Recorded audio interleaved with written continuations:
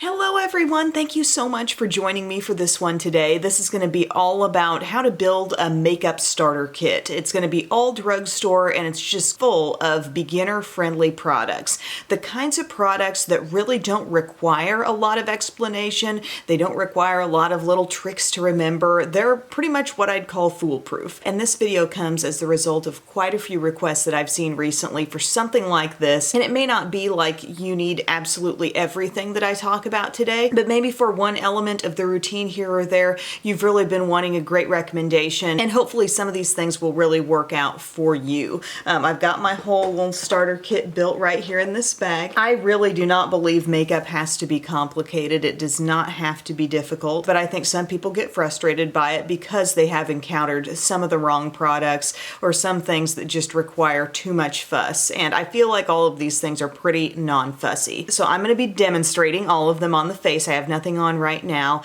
and I'm also going to be using affordable brushes too. So Real Techniques, e.l.f., Profusion. These are the brushes. If you keep up with my channel, you see me using these all the time. So clearly they're things that I love. Many of the products in this starter kit, maybe some of them you'd be able to predict. So you're gonna find a lot of this stuff is not just coming out of left field for this video. Do you need a sip of coffee first? So what's already on my skin this morning is moisturizer and sunscreen, also some eye cream, and then we're going to jump into the foundation. I do not feel that primer is an absolute essential step. There may be different foundations here or there where I really feel like they benefit from the primer, but I don't think the foundations I'm going to recommend in this video absolutely need a primer under them. There are two here that I'm going to recommend, so you can go in one of two directions. You could go for something more glowy, and for that I would recommend the L'Oreal Infallible Pro Glow. This I feel is like a drugstore alternative to the Charlotte Tilbury Light Wonder foundation. It's beautiful on the skin. It has a really nice lightweight feel. The luminosity is not cheesy or cheap looking. It just has a really nice natural radiance to it. So I'm a big fan of this one. It kind of lives like actually on top of my table here because it's a favorite, okay? And then the other one that I would recommend if you want more of a matte finish.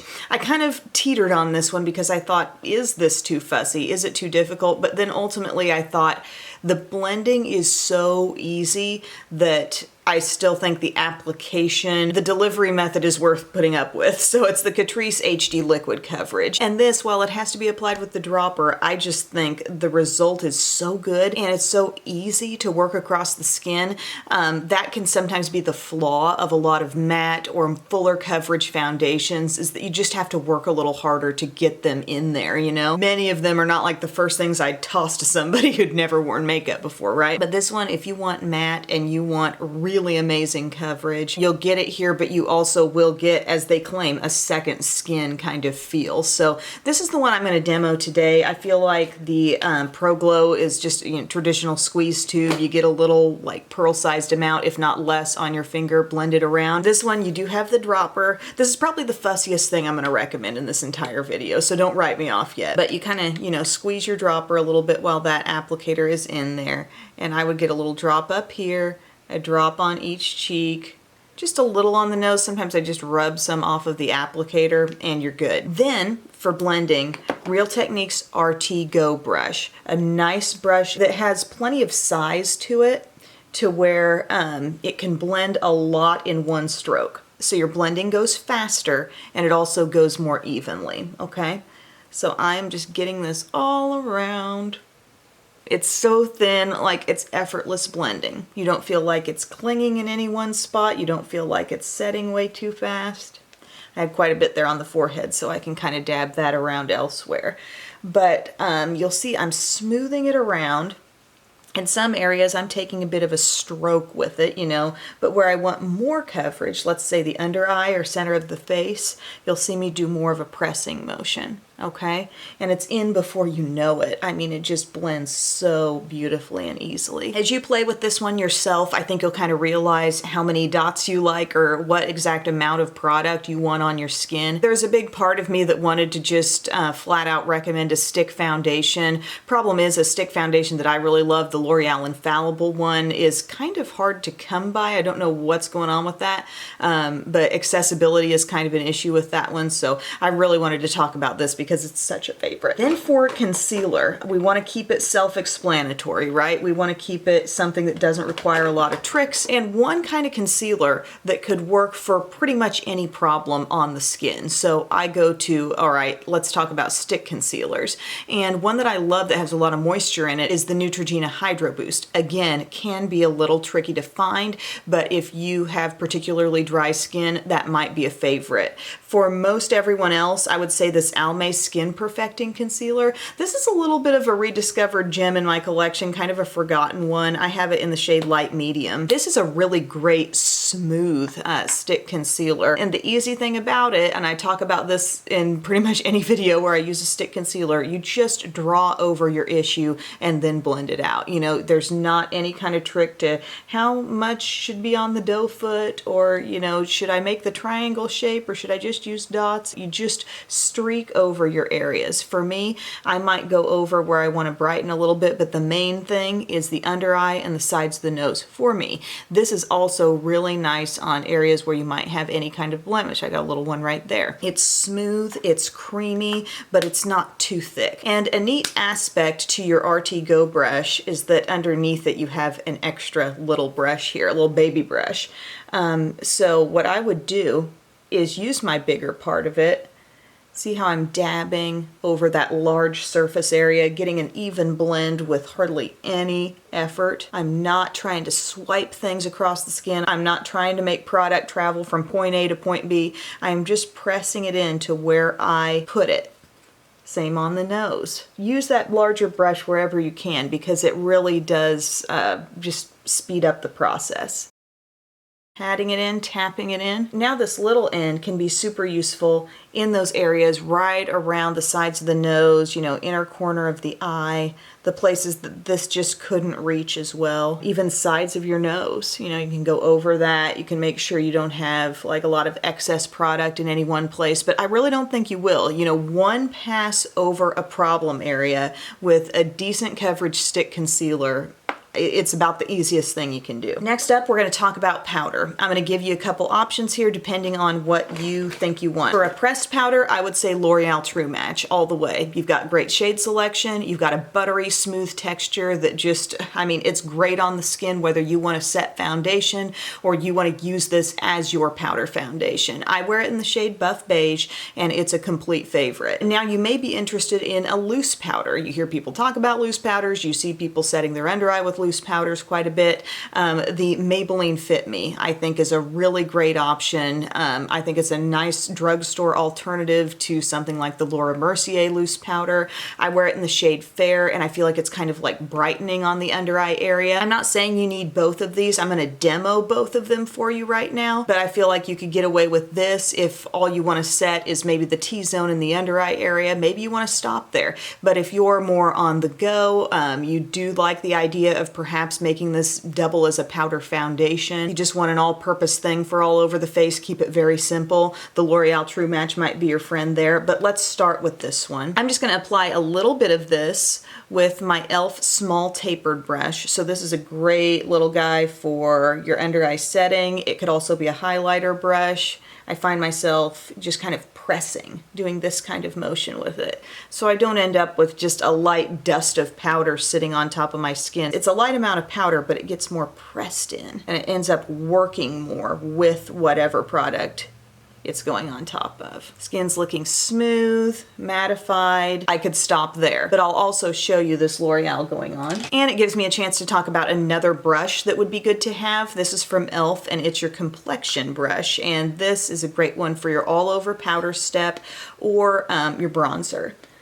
So see, I'm just kind of swirling this all around. This could be all over my face. If you get just the proper shade, you know, it could also set your under eye area and go everywhere. My shade here is a real skin tone match.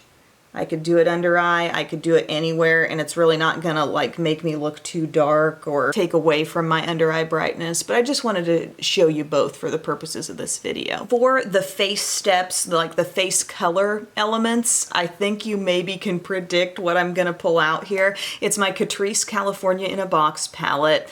I love a multitasker, okay? This takes a lot of guesswork and a lot of individual product picking out of the equation because inside this, you've got a couple of shades that you can use for bronzer or contour. You've got a couple of different directions you can go for blush and a highlight. It's all top-notch quality. It's all contained in one palette. This could easily become your simplest, most basic eye look if you want it to be. I'm just so impressed by this thing. So what do you do with these shades right down here? As you can see, there are a couple of different tones of the bronzer. You've got kind of a light tan color over here, and then something that's a little bit deeper. Both of them are matte.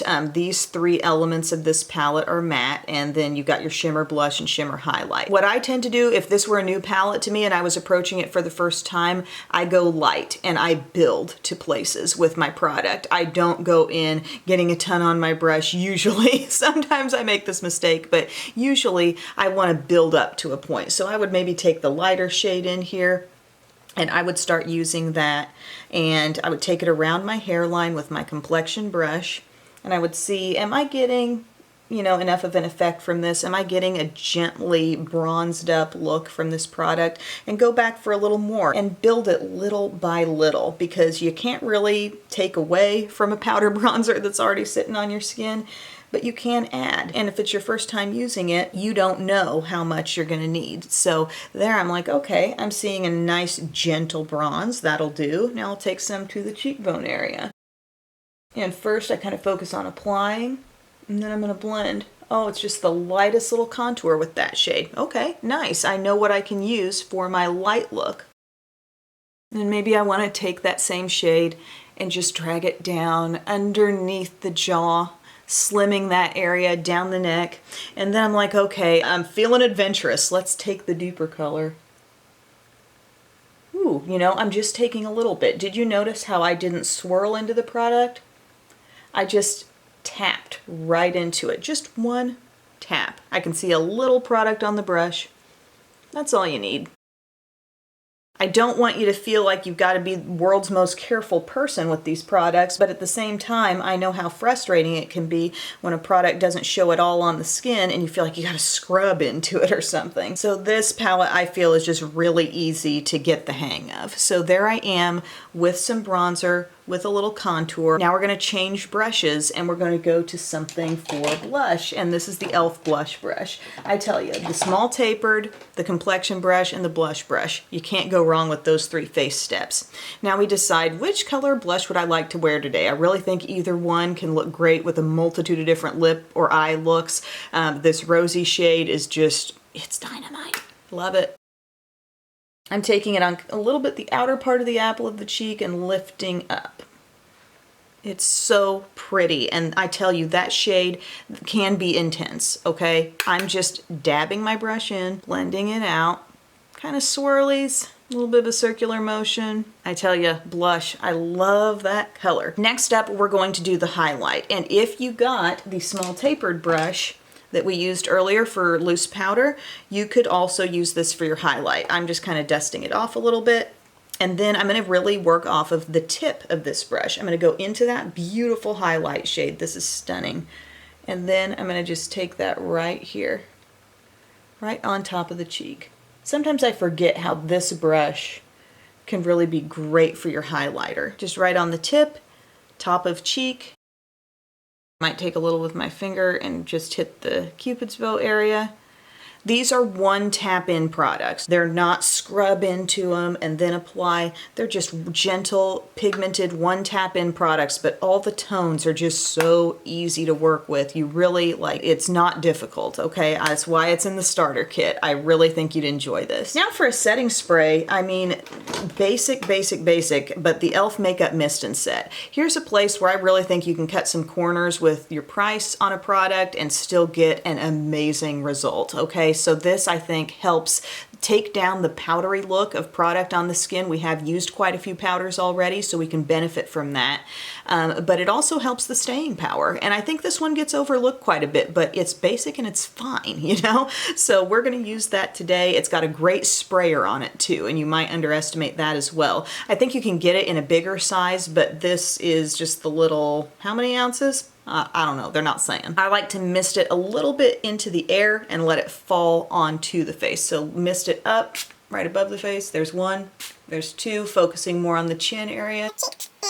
It's really not a super scented product. If you were looking for a big scent experience out of this step of your makeup, this may not be it, but I feel like anytime I use it, I look at my skin and I think, yep, that's fresher. That's fresher looking, but I don't feel greasy. Alrighty, my friends, now we're gonna move on to brows, and I think a great brow starting point is gonna be your most basic pencil. This is not one of the thick, super big pencils that's formed into a diamond shape or a rectangle or something really unusual like that. And it's not your skinniest. It is the e.l.f. Instant Lift, and it is $2. And I think this is a great place to start with a brow pencil.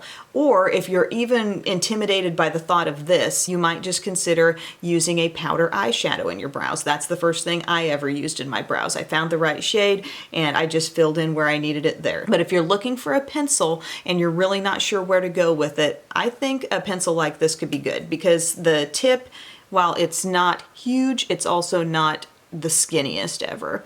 And I wear this shade, if you're curious, I always have to check, neutral brown. And I'm just gonna fill in my places. We've all got different brows sitting on our face, so my process might be a little different from yours. I don't need a ton of fill in, but I do like to make things look a little more even left to right. And I just love how quickly this pencil does it. Like literally that brow pretty much done. So you do that, and then you take your spoolie end, and that's the rake through, okay? If you got some kind of bushy brows, sort of like mine, they can grab product, maybe more in one place than another, and this little step helps it all go through. And then it prevents you from needing like a separate eyebrow brush. So little light pressure strokes. I'm not pushing hard on my skin, just using very light pressure. When I get to this area, you'll notice instead of working horizontally, I'm almost doing little vertical flicks, just because that's naturally like what your hair wants to do in that area. Goes up, then we fill. This is where I got my little scar from my big fight I was in. No, just kidding. Bub opened a door for me back in college, and I was opening the same door for myself, and it came at me with a lot of force, and I was bleeding. Always think of that when I got to fill in that area. Yeah, and part of why I wanted to tell you guys about this one is it's affordable. You know, if it's not your favorite, it's okay. You know, it's $2, but it also fills in pretty quick. It's not maybe quite as fussy as some of those little skinny ones, even though maybe eventually you want to try one like that. If you've got a lot of brow that you need to recreate, like if you're basically sitting there with nothing, the benefit of the really skinny ones is that they can make a more like hair-like stroke. Then you are going to want to set that with a little bit of gel. I hate to say like, oh, you need another thing. If you really wanted to not buy another product, you could take your little spoolie here and spritz a little hairspray on it and just go over them that way, or a little hair gel or something. Otherwise, you can spend like $1 or $2 and get this little e.l.f. eyelash and brow gel. I just use both ends for my brows. And you know, it does do the job. If you want one that sets them like iron, look to NYX Control Freak. If you want one that sets them like iron and has a tint to it, check out Almay Brow Styler. All right, brows are good for me. One thing about brows, don't get discouraged if they don't turn out perfect every day, because mine don't, and look how long I've been doing this. Here's another product that you're gonna, maybe if you're new to makeup, you're gonna hear me going through this and be like, okay, girlfriend, I really don't need one more thing to buy. Sorry, I feel like I'm off kilter here. You might think, that's skippable, right? I don't really need that, but no, you need eye primer. Take it from a girl who squeezed their tube this flat. You need eye primer. This is Milani eyeshadow primer. This is what will make cheaper shadows show up better. This is what will make everything last longer on the lids. Gosh, I'm almost to like, I'm really squeezing this out like a tube of toothpaste that's almost done. Get a little bit. Let's clarify what little bit looks like. There's little bit. Then I dab it between my 2 fingers. Go straight to the lid. Once you feel like you've gotten the lid nicely covered, start pulling any product up through the crease and up to the brow. You may have noticed that in the earlier parts of the routine, I was not raking over this area with foundation and concealer. Why? That's just more stuff that's gonna get all creased up in your eye area. I mean, I get asked that question so much. Why don't you take your foundation over your eyelids? I know I'm gonna go over my eyelids with an eyeshadow product most days, right? So I don't need to add extra layers of goop to this crease that just wants to eat product, okay? Especially the creamy stuff, so you don't need to put it there. If you know you're gonna be putting eyeshadow there. If it's like, oh, I'm probably not gonna be wearing eyeshadow, then maybe you do wanna take a thin amount of foundation and let it kind of whisk over that area with your brush. Talking about eyeshadow for beginners, I wanna give an option here that is super duper basic, like no guesswork, minimal amount of choices, and that would be the Walking on Eggshells. That's the one I'm going to say today here from Wet n Wild. I really like this one. This is very basic. It's even got steps labeled with things like transition or crease or brow bone. Is that what that says? I wore it off. Eyelid. It's a nice little basic quad. I could also say CoverGirl Shimmering Sands. I thought about the e.l.f. bite-size palettes. My issue there is that when I really get to looking at those, while they're palettes I plenty enjoy using, if I'm really looking for the logical, like here's the light crease shade, here's the deeper shade, here's maybe a shimmer or a highlight shade or whatever, like I'm looking at the one that's called Cream and Sugar, it's got one deep shade, a couple shimmers, and a light shade, and it's not really taking you through that crease transition-y kind of color. I wanted to choose something that was basic and neutral and just very, very easy. Now, if you're thinking, okay, I want a few more options than that, but I want like the most easily blendable thing ever.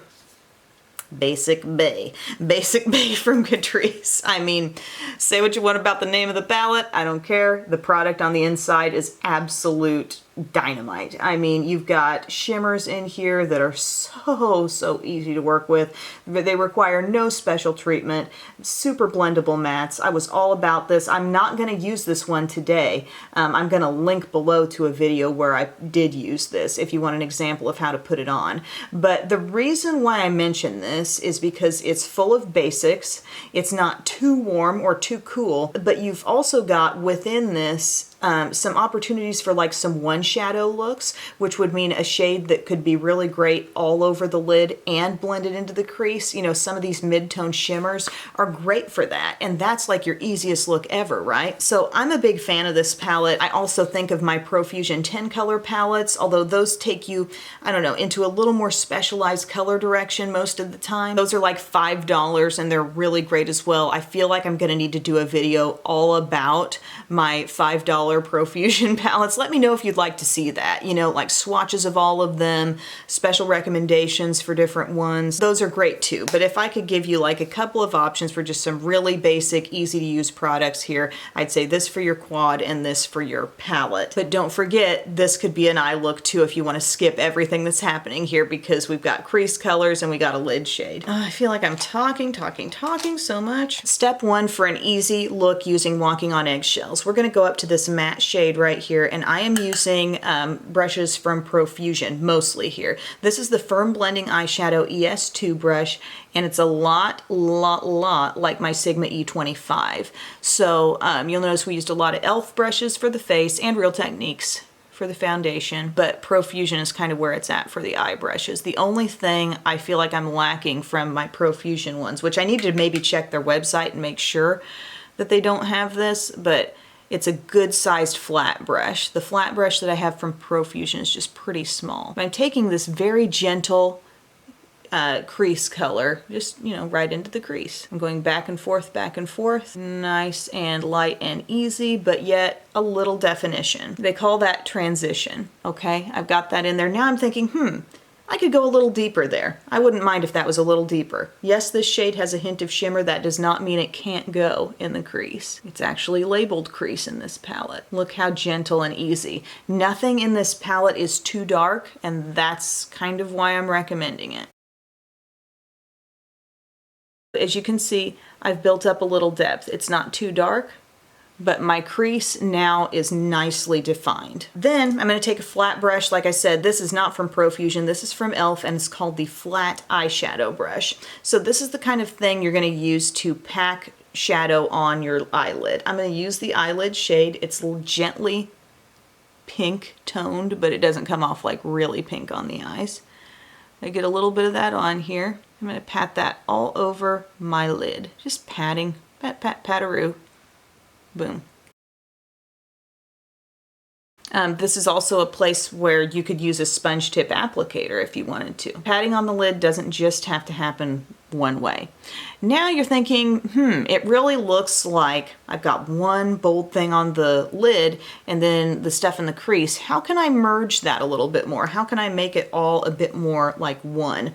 I would go back to my deeper shade now with the flat brush, and I would just kind of start patting that on the outer part of my eyelid.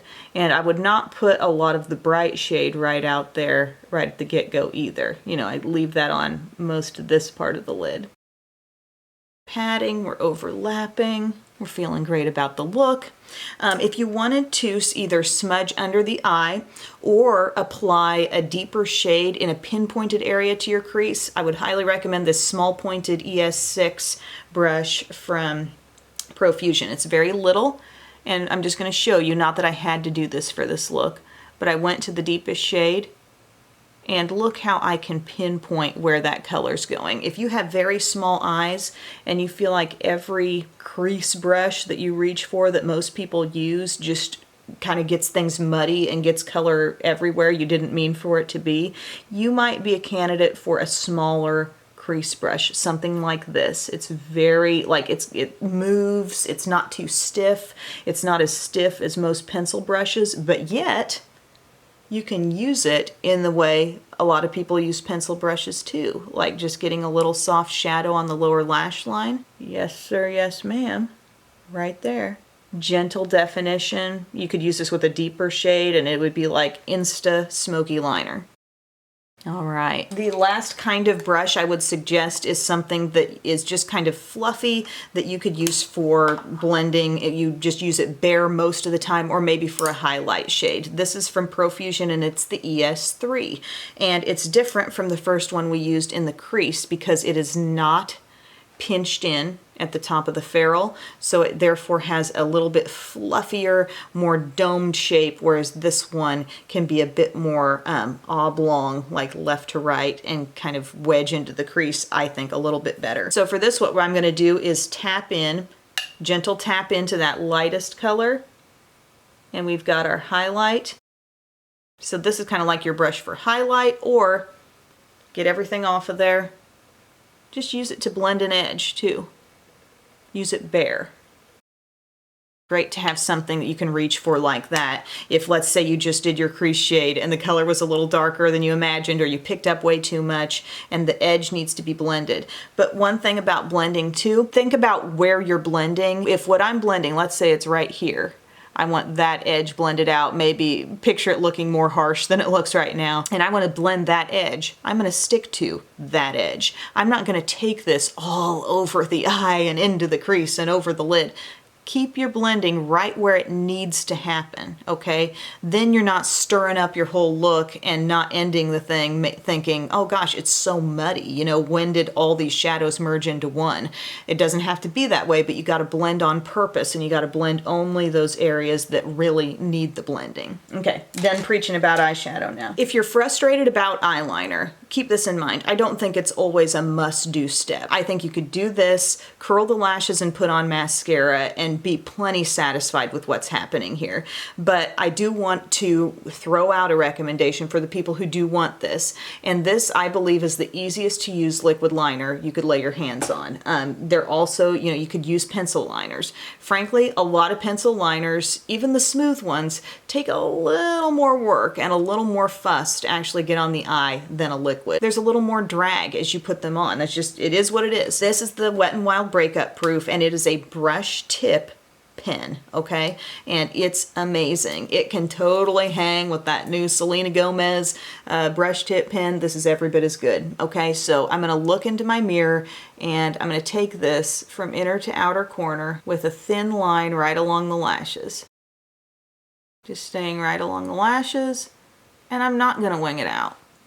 Because if I were coaching a beginner on this look, I would say, you don't need to wing it out. That's something maybe you graduate to in a little while after some practice. But if you're just trying to get comfortable with your liquid liner, just focus on a thin line without gaps right next to your lash line. One thing you can do if you feel like you're struggling with stability, sit down somewhere and prop your elbow on the table. And that way, you know, you really aren't shaking as much as you do this. You'll notice I took a mirror, and instead of like craning my neck to the mirror in front of me, I'm holding a smaller mirror right down here. And I can see everything I'm doing, nice and relaxed and calm. And maybe I went, can you see this? Just a little above. Let's let it focus. This is important, camera. Okay, I went a little above my actual lash line there. And now I just go in and I fill any little gaps. What's the point of all this? Well, it really does kind of make your lash line look a little fuller when it comes time to put that mascara on. This lasts really well. I think it's a great buy. For an eyelash curler, I have been extremely loyal to a product here that is not really drugstore, but I feel like for the years, literally years that I've used this, it is more than paid for itself, and it is the Tweezerman Pro Curl Lash Curler. The reason why I like it is because it just fits my eye shape very nicely. I feel like a lot of different drugstore lash curlers that I've reached for over time have been a little too flat in this zone right here, a little too flattened out. This has a nice curve to it, and I guess my eye shape or whatever is just very curved there, and you want something that's going to nicely fit your eye and come in as close of contact to the actual lash line as it can get, right? Because we're not just looking to take tips of lashes and make them curl, but we want to get in contact with pretty much the base area of our lashes all the way across. Instead of holding it down here, I tip it up and I pulse it. Pulsing it for around about 30 seconds. Once you do that, your lashes should be in a little bit better place here. And then I'm gonna recommend Lash Paradise. Now the brush, you get it out and the brush is a little big, okay? But the reason why I'm gonna recommend this for beginners is that I do feel that that brush kind of reaches out and grabs the lashes without a lot of time spent needing to fuss over them. Also, I don't feel like I get any smudging or flaking off with this. Essence, God love them. The Essence Lash Princess mascaras, I think they look gorgeous on the lashes, but I do see throughout the day, like they just can't hang quite as well. You know, I'll have little flecks, I'll have maybe some little smears here or there. So this, on those nicely curled lashes, yes. And notice what's happening with the mirror placement here. I talk about this a lot, but keep it down under the nose, look down into your mirror. Don't try to apply the mascara head on with the mirror right in front of you, because then you're gonna be much more likely to bop yourself on the brow bone or the eyelid. And sometimes I still do it this way. You guys know I have messes to clean up on the regular basis here. This at least lessens the amount of occurrences of that. One thing to consider in the application of mascara, sometimes a little wiggle to your brush is helpful because it really helps those lashes get in contact with the brush. Some mascaras need you to do that more than others. This one I think is pretty good about, you know, you get it in the vicinity and it kind of grabs the lashes and it kind of does what it needs to do for you. But also don't forget to make sure you're going well up past the tip of your lashes, because that's what makes it build actual length.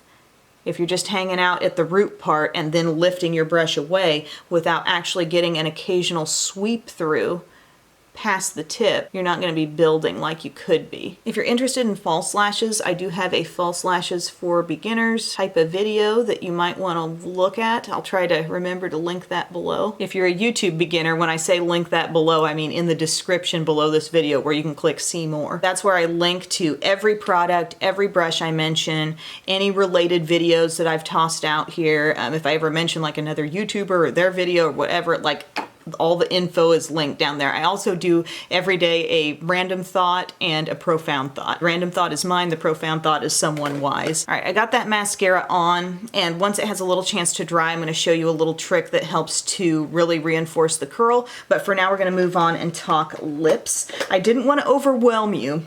I've got about 1,000 different lip products that I love. I didn't want to overwhelm you by mentioning all of them, so I will just keep this basic. I think a really good thing to have have, and it's a thing that I'm starting to reach for more in my routine, would be a good neutral lip liner. One that's going to glide on easily, one that's not going to pull and tug at the lips, but something that could be worn alone for its own long-wearing look in itself, something that could be a base for a balm or a gloss or something more smooth and comfy, but it defines the lips, and somewhere along your makeup using time you may grab for a nude lipstick and you're like, you know what, that nude just does not look right. I can't make that look right. And then you grab for one of your neutral lip liners and you're like, oh, okay, I can fix that. You know, I can add a little bit, I can adjust the color, and I can get more definition, and now I'm pleased again. So a couple different ones that I really like. I got Nude Entrance, which would be the most basic, and that's what we're gonna focus on. But I've got also something a little deeper, spicier called Cinnamon Statement. Both of these were used in recent videos, so I can link to the one where I did use Cinnamon Statement if you wanna see that. But for now, I'm gonna use this one called Nude Entrance. So these are kind of a new product from Milani, and they are absolutely wonderfully smooth. These are not balmed up lips, and it goes on so nicely. And look how easily I can just fill them in. All right, how many of you would be content with stopping there? Because I would too. I mean, it's fine. Like, this is a great little tool you can use to further define anything you're putting on your lips, or it can be a standalone, pretty long wearing product. Like if you got a mask up, you know, it's not gonna be transferring all over the place. I'm not saying it's zero transfer, but it's very long wear. Now I wanna recommend something extremely practical and long wearing, and something that's just really comfy. I've called it the sweatpants of lip products before. Yes, this is still a thing. The Neutrogena Moisture Smooth Color Sticks are some of the most comfy, beautiful, buttery, easy to wear products. This is the shade called Berry Brown, so it's a nice, deep, neutral, dusty rose. Really just get to that line of product. I don't care what shade you pick, but they feel so moisturizing. I'll never forget going up to North Dakota. I think it was one February that we found ourselves up there. That's where Bub's from. And I remember like my nose hairs freezing and like all kinds of stuff going on, but my lips never got chapped, and I always had one of these on. Here's another thing. Here's the really practical long-wearing thing. The Superstay Ink Crayon from Maybelline. I would also recommend, you know, the Superstay Matte Ink. This is the hardest core staying power, but it's also a little harder to put on, I guess. If we're talking just ease of application, this is a little easier. This is the crayon. And this shade that I have here, oh, Lead the Way. I'll show it to you in a swatch right here. It's kind of a deep pink, but I'll pop that on top of this liner as well. Something I like about these is that they do kind of thin out more than you'd expect. Like you put them on and they're not like a big, thick, dry crayon. They're so easy to draw on the lips. Last you a long time. Love that shade, love it. Okay, back to the lashes. We blink down onto our finger. You put your finger in a little bit of a hook shape, put it right in front of your eye, and then you feel yourself kind of blinking down. And I'm not pressing the lashes back onto my eyelid, but I'm just letting them curve up. Look what happens. Love that. Oh my gosh, my battery light is flashing, but fortunately we just made it to the end of this look. Guys, I hope you enjoyed. I hope you're able to follow this tutorial. I tried to make it as basic as I could. Let me know if there's any questions in the comments section, and pass this along to anybody who's just starting out with makeup if you think they could benefit from it. I hope you're all having a great day, and I will see you again soon. Bye.